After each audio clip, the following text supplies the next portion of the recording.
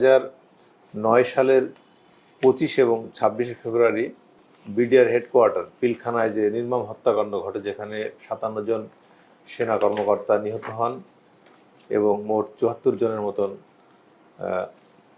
বিভিন্ন পর্যায়ের অফিসার বা সৈনিক মারা যান। সেই ঘটনার আপনি একজন তদন্ত কর্মকর্তা, তদন্ত কমিশন, এবং তদন্ত করতে করতে আপনি মাঝপথে আপনার তদন্ত কর্মকাণ্ড থামিয়ে দেওয়া হয়েছিল। ওই সময় আপনি কি দেখেছিলেন, কি ঘটেছিল, আপনার কাছে কতটুকু প্রমাণ আছে, আপনার অবজারভেশনটা? সত্যিকার অর্থে 27 তারিখ সকালে আমি জানতে পারি যে জাতীয় তদন্ত কমিশনে আমাকে সেনাবাহিনীর প্রতিনিধি হিসেবে নিয়োগ দেওয়া হয়েছে। কোন 27 তারিখ? 27 ফেব্রুয়ারি 2009, মানে 25 এবং 26 তারিখে এই হত্যাকাণ্ডটা ঘটে। 27 তারিখে সকালে আনুমানিক 12টার দিকে হবে আমি জানতে পারি, এবং ওই দিনই বিকাল 3টায় স্বরাষ্ট্র মন্ত্রণালয়ের সম্মেলন কক্ষে আমাদেরকে একত্রিত হতে বলা হয়েছে। সত্যিকার অর্থে ওই মুহূর্তে আমার জানা ছিল না যে অন্যান্য প্রতিনিধি কারা। আহ্বায়ক আছেন স্বরাষ্ট্রমন্ত্রী সারা খাতুন নিজে, ওনার সহকারী আহ্বায়ক হচ্ছেন অ্যাডভোকেট কামরুল ইসলাম আইন প্রতিমন্ত্রী, এবং বাকি যে সদস্যরা তারা। পরবর্তীতেও আমরা দেখলাম বাকি সদস্যরা ছিল, বাট সারা খাতুন এবং অ্যাডভোকেট কামরুল ইসলামের নিয়োগটা নিয়ে আমার মনে প্রশ্ন জাগে। তা আমি সরাসরি প্রশ্ন করি যে আপনারা তো 25 তারিখ রাত্রে 12টার পরে দীর্ঘ সময় পিলখানার ভিতরে অবস্থান করেছেন, এবং মিডিয়াতে এমনও খবর আছে যে আপনি যখন ভিতরে ছিলেন তখন গুলির আওয়াজ পাওয়া গিয়েছে। সুতরাং আপনারা এই 2-3 ঘন্টা ভিতরে ছিলেন, কি করেছেন? সেনাবাহিনীর সদস্য যারা আছে তাদের পরিবার, জানমালের বিষয়ে আপনারা কি পদক্ষেপ নিয়েছিলেন এটা রক্ষায় বা উদ্ধারে? সেই তথ্যগুলো আপনি বলবেন। তা আপনি কি করে, আপনি তো জাতীয় কমিশনের সামনে আপনি সাক্ষী দিবেন, আপনি কি করে সমন্বয় বা এটার আহ্বায়ক হন? মিটিংয়ে আপনি প্রশ্নটা করেছেন? এই মিটিংয়ে আপনারা দুজন তো সাক্ষী দিবেন জাতীয় কমিশনকে। প্রথম প্রশ্ন করি যে এটা জাতীয় কমিশন না স্বরাষ্ট্র মন্ত্রণালয়ের কোনো তদন্ত কমিটি? তো উনি বলেন না, আপনি মানে আমাকে উল্টা আরো ধমকের সুরে জিজ্ঞেস করেন যে এটা তো জাতীয় কমিশন। তখন আমার পাল্টা প্রশ্ন হয় এটা। তো সাথে সাথে আমরা ওখান থেকে বেরিয়ে যেয়ে পিলখানা যাই। বাট পরবর্তীতে জানি যে তার আগেই সারা খাতুন অলরেডি সবকিছু দেখে এসেছিলেন, ওটা একটা জাস্ট অভিনয় ছিল আমাদের সাথে যাওয়াটা। ইনফ্যাক্ট 27 তারিখ সকালেই আরো অনেক পলিটিক্যাল লিডাররা পিলখানার ভিতরে যথেচ্ছা যাতায়াত করে ফেরত এসছেন, এবং বিকালে কমিটি হিসেবে উনি ভিজিট করতে গেছেন। পরদিন সকালে যখন আমরা 27 তারিখ ভিজিট শেষ করে সন্ধ্যা হয়ে যায়, আমরা ফেরত আসি। 27 তারিখে সকালে প্রথম প্রহরে অফিসে আসার 11টা-12টার দিকে খবর আসে যে এরকম কমিটি বাতিল। 28 তারিখ প্রথম টেলিফোনে মেসেজ আসে। আগেরটাও টেলিফোনে আমাকে নিয়োগ করা হয়েছিল, কোনো লিখিত কোনো চিঠি আমরা পাইনি। 28 তারিখ সকালে ফোন আসে যে এরকম আমাকে বাতিল করা হয়েছে, নতুন কমিটি, মানে আগের কমিটি বাতিল।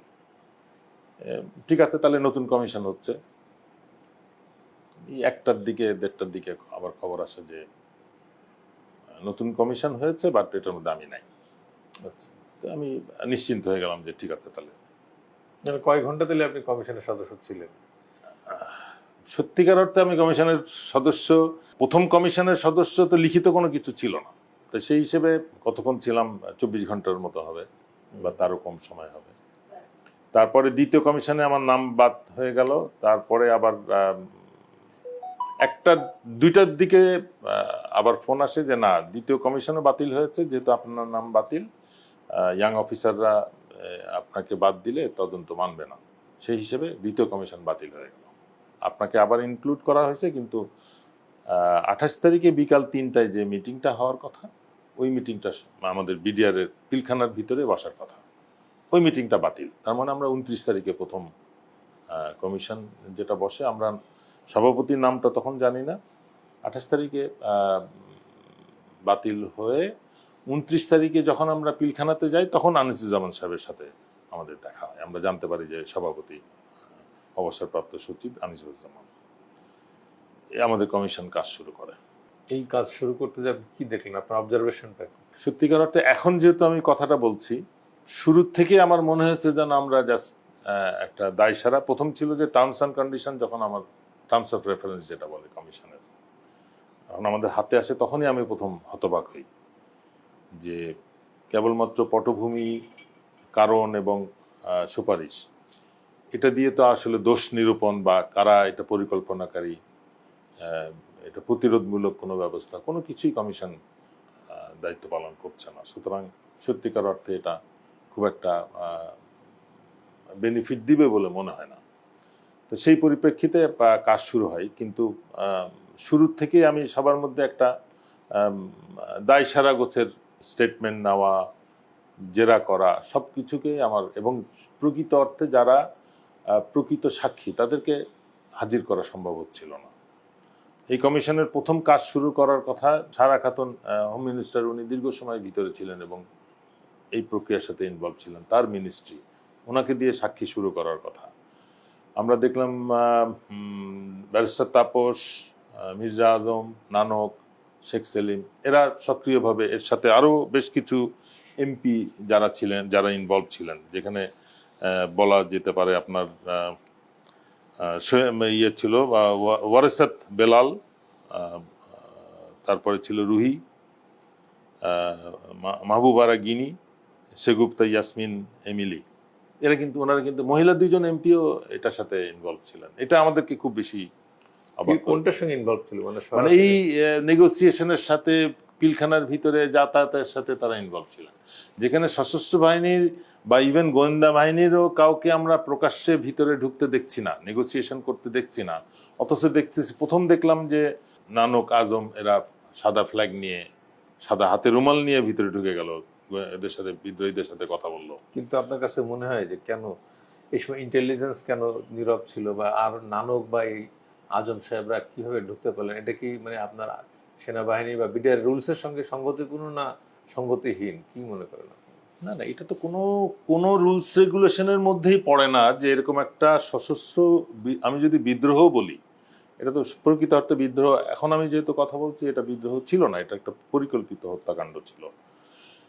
যে কোনো বিদ্রোহে, সশস্ত্র বিদ্রোহের নেগোসিয়েশন সবসময় এক্সপেরিয়েন্সড অ্যান্ড এক্সপার্ট ইনভেস্টিগেটর বা ইন্টারোগেটর দিয়ে হইতে হয়, নেগোসিয়েটর লাগে, যারা ইন্টারন্যাশনালি রিকগনাইজড বা ন্যাশনালি রিকগনাইজড। এটা কিন্তু যারে তারে দিয়ে কিন্তু হবে না। সেই ক্ষেত্রে আমি মনে করি আমাদের সশস্ত্র বাহিনীতে বা পুলিশ বাহিনীতে অনেকেই ছিল যারা এই কাজ করতে পারতো, যেহেতু আমরা ইউএন মিশনের সাথে জড়িত, অনেক এক্সপার্ট ছিল যাদেরকে এই কাজে নিয়োগ করা যেত। কিন্তু বাস্তব অর্থে দেখলাম সেরকম কার্যক্রম থেকে রীতিমতন বাধা দিয়ে, বিরত রেখে, প্রথম সিদ্ধান্ত হলো যে এটা রাজনৈতিকভাবে সমাধান করা হবে, এবং সেখানে রাজনৈতিক নেতৃবৃন্দ গেল। এই দাবি দেওয়ার লিফলেটটা, এটা কিন্তু আরো অনেক বাহিনীতে বা বিভিন্ন রাজনৈতিক নেতৃবৃন্দ, দল, সংস্থার মধ্যে এরকম দাবি দেওয়ার সিস্টেম আছে। বাট এটার পরিণতিতে যে ব্যাপক হত্যাকাণ্ড হবে, এটা তো কোথায়? আমি দাবি দেওয়া দিব, এটা প্রথম বিবেচনা হবে, বাতিল হবে, তারপরে না আমি হত্যাকাণ্ড ঘটাবো। দুই দেশের জনগণের ভিসা এবং পাসপোর্ট ছাড়াই একটা বিরাট সংখ্যক জনবল সেখানে একত্রিত হয়েছে এবং মিষ্টি বিতরণ খাওয়াই হয়েছে। আন্তর্জাতিক মাতৃভাষা দিবস, এটা ওসিলা কিন্তু এটা, বাট প্রকৃত অর্থে এখান থেকে আমরা জানতে পারি যে এখান থেকে প্রায় 10,000 মিষ্টি কিছু লোক ক্যারি করে ঢাকায় নিয়ে আসে। পরবর্তীতে আমরা জানতে পারি যে, সন্দেহ করি, এবং যেটা আমাদের পক্ষে, কমিশনের পক্ষে তদন্ত করা সম্ভব ছিল না, যে এরা কারা। এটা কমিশন পয়েন্টস গুলো রেজ করে দিতে পারে যে এটা এদের নাম দাও, কিন্তু এই নাম দেওয়া বা কারা ঢুকেছিল, কিভাবে তারা ফেরত গেল, পাসপোর্ট ভিসা ছাড়া ঢাকা পর্যন্ত কিভাবে আসলো, কেন আসলো, অন্য কেউ কেন নিয়ে আসলো না, বর্ডারে রিসিভ করে আমাদের দেশের লোক নিয়ে আসবে ঢাকায়, কারা এগুলো নিয়ে এসেছিল, এই ব্যাপারে তথ্য সম্ভব ছিল যদি ইমিগ্রেশন ডিপার্টমেন্ট আমাদেরকে হেল্প করতো, পুলিশ, সিআইডি যদি আমাদেরকে কোঅপারেট। এমন কোনো তথ্য আপনারা পান নাই? আমরা চেষ্টা করেছি, পাইনি, কেউ দেয় নাই, হেল্প করেন। কাদের কাছে চেয়েছিলেন তথ্য?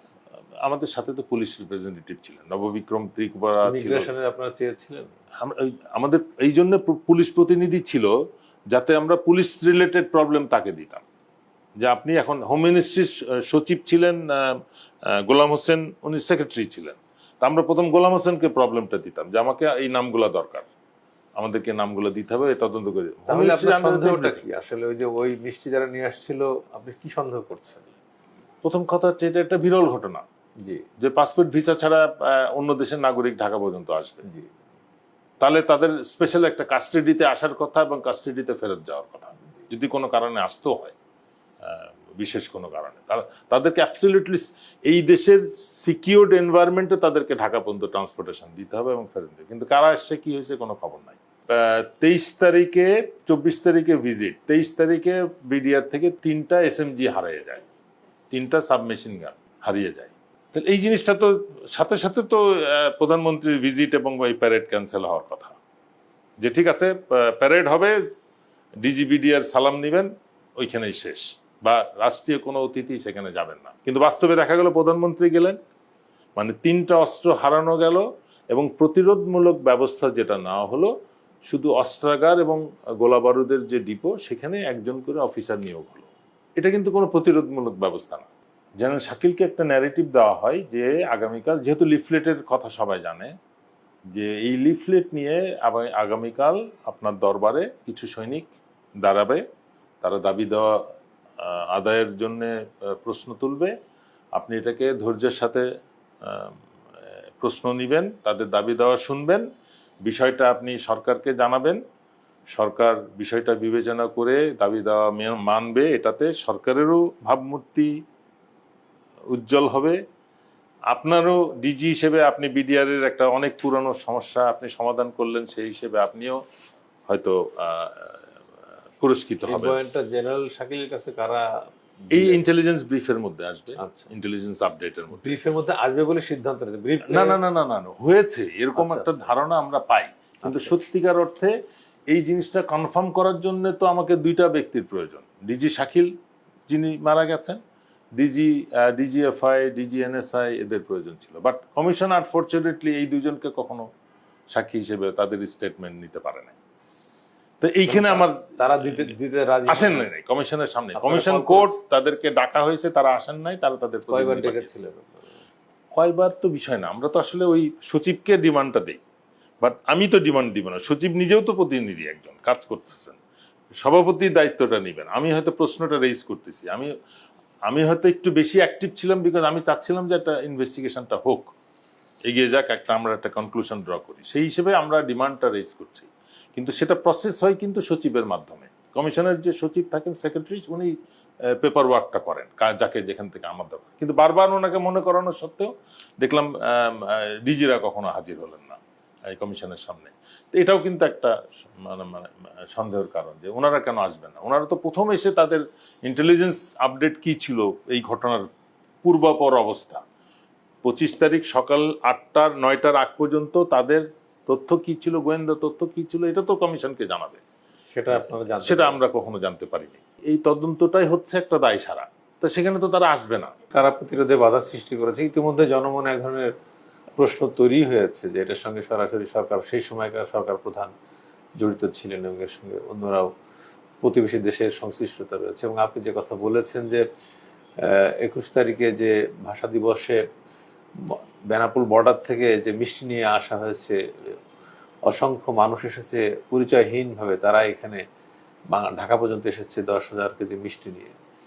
এই বিষয়গুলোর সঙ্গে এই কিলিং এর যে সম্পৃক্ত, যে সন্দেহটির সারা দেশের মানুষের এখন, সেটা আপনি একটু ক্লিয়ার, আপনার অবজারভেশনটা একটু ক্লিয়ার করে যদি বলেন। যে কোনো পেট্রোলের নিয়ম হচ্ছে তাদের কন্ট্রোলকে জানাবে যে এরকম একটা ঘটনা ঘটছে, আমরা ভিতরে যাচ্ছি। তো যখনই তারা রিপোর্ট করছে, তখনই তাদের বলছে তোমরা ঠিক আছে পৌঁছায় গেছো, ভিতরে ঢুকবা না। তারা ঢুকতে জোর করছে, তখন তাদেরকে বলছে তোমরা দূরে সরে যাও। অল্পক্ষণের মধ্যে আপনার 4 নাম্বার গেটেও র্যাবের সেকেন্ড পেট্রোল পৌঁছায়, 4 এবং বা 3 নাম্বার গেটে, মানে নিউ মার্কেটের সাইডে। আর একটা হচ্ছে আপনার আর্মির টিমটাও আপনার 10:30টার মধ্যে 4 নাম্বার গেটে পৌঁছায়। তাদেরকেও বাধা দেওয়া হয়, কেউ ঢুকতে পারে না। কেউ ঢুকতে পারবে না। বাধাটা দিল কোন পক্ষ থেকে? আপনি কি পেয়েছেন আপনার তদন্তে? কে বাধা দিয়েছে? র্যাবের থেকে, যেরকম র্যাবের ওই সময় ডিডিজি অপারেশন ছিলেন রেজানুর, কর্নেল রেজানুর, সে সরাসরি আদেশ দিচ্ছে যে তোমরা ঢুকবা না। আচ্ছা। এবং তার সাথে কর্নেল গুলজারও কথা বলছে, র্যাবের যে ডিটাচমেন্ট, ওখানে কর্নেল জামান ছিল, ওখানে গেটে পৌঁছেছে, সেও ঢুকতে চাচ্ছিল। কর্নেল গুলজারও বলতেছিল যে জামানকে ভিতরে ঢুকতে দাও, আমরা সব কন্ট্রোল করে ফেলবো, আর তাকে ঢুকতে দেওয়া হয় নাই। 11:15টার সময় যদি অ্যামুনেশন ডাম্পটা ভাঙা হয়ে থাকে, তার মানে 11:15টার আগে একটা সীমিত সংখ্যক গোলাবারুদ ওই অস্ত্রাগারে থাকে, গার্ডদের হাতে থাকে, এবং সেটা 5 থেকে 7 হাজারের বেশি হবে না। 5,000 রাউন্ড ম্যাক্সিমাম বাইরে ছিল, গুলি, ওই গোলাবারুদের গোদামের বাইরে গুলি। কিন্তু আমরা দেখলাম যে 10:30টার মধ্যে কিন্তু সৈনিক এবং র্যাব যারা ছিল তাদের হাতে কিন্তু আরো বেশি অস্ত্র ছিল, গোলাবারুদ ছিল। বাস্তব কথা, যারা বাইরে যারা অলরেডি চলে আসছিল। তার মানে আপনি এরা ঢুকতে পারলে আর একটা হত্যাকাণ্ড ঘটতো না, কিছুই ঘটতো না, কেন ওরা তো প্রিপেয়ার ছিল। এদেরকে বাধা দেওয়া হচ্ছে, এটা বাধা দেওয়া হয়েছে, ঢুকতে দেওয়া হয় নাই বিধায় ঘটনাটা ঘটছে। প্রশ্ন হচ্ছে যে 9:30টায় একটা ঘটনা ঘটলো, এই 11:30 বা 12টার মধ্যে একটা হেলিকপ্টার লিফলেট সহ উড়িয়ে এসে ফেলা শুরু করলো, এবং যে হেলিকপ্টারে খুব সম্ভব 6টা গুলি, বিদ্রোহীদের গুলিতে, এই বিডিআর এর গুলিতে হেলিকপ্টারটা কিন্তু অ্যাটাকড হয়েছে। এবং সেটা যদি সত্যিকার অর্থে অ্যাক্সিডেন্ট হতো, সেটা যদি সেফলি ল্যান্ড না করতো, এটা একটা হিউজ ন্যাশনাল ডিজাস্টার হতো। এটার একটা কিন্তু তদন্তের সুযোগ রয়ে গেছে, যে এই হেলিকপ্টারটা কে ওড়ালো, এই লিফলেটের কথা কে আদেশ দিল, কে লিফলেট প্রিন্ট করলো। না, আমি ভিতরের সিচুয়েশন জানি না, গ্রাউন্ডেড ট্রুপস রয়েছে, তারা কোনো ফিডব্যাক দেয় নাই তখনও যে ভিতরে কি হচ্ছে। তাহলে লিফলেটে আমি কি বলতে চাচ্ছি, তার মানে তো এটা একটা প্রিপেয়ার্ড সিরিয়াল, যেটা হয়তো আগে পিছিয়ে হয়ে গেছে। হেলিকপ্টারটা আসার কথা আর একটু পরে আগে চলে আসছে। হাতে লেখা কিনা বা যেটা হাতে লিখলেও তো এটা হাইয়েস্ট লেভেল থেকে আদেশটা যেতে হবে। উল্লেখযোগ্য বিষয় হচ্ছে যে আর্মির প্রথম ট্রুপস এলিমেন্টস যেটা 4 নম্বর গেটে পৌঁছায়, ধানমন্ডি সাইডে, আসার সাথে সাথে বিডিআর গেট থেকে ফায়ার হয় এবং একজন সৈনিক মারা যায়, একজন সৈনিক আহত হয় গুরুতর।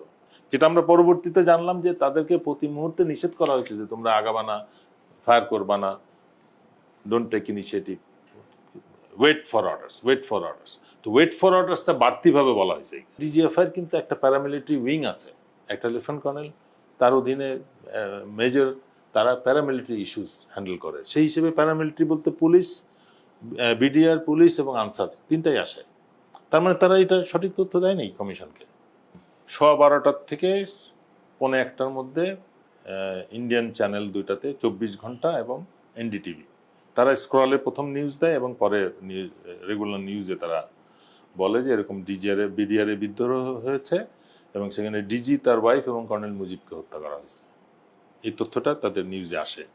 মানে দেশের কোনো মিডিয়া কিন্তু নাই। মুন্নি শাহ কিন্তু সকাল 10টার থেকে ওখানে, মানে 9:30টায় ঘটনা ঘটেছে, মুন্নি শাহ 10টার সময় পৌঁছে গেছে এবং সে কিন্তু রিবেলদের সাথে কথা বলতেছে, তাদের সাথে সরাসরি ইন্টারভিউ নিচ্ছে, এবং সেখানে ইন্টারভিউতে হাইলাইট হচ্ছে বিডিআর এর দুর্নীতি, ডাল ভাত এবং অনেক কিছু।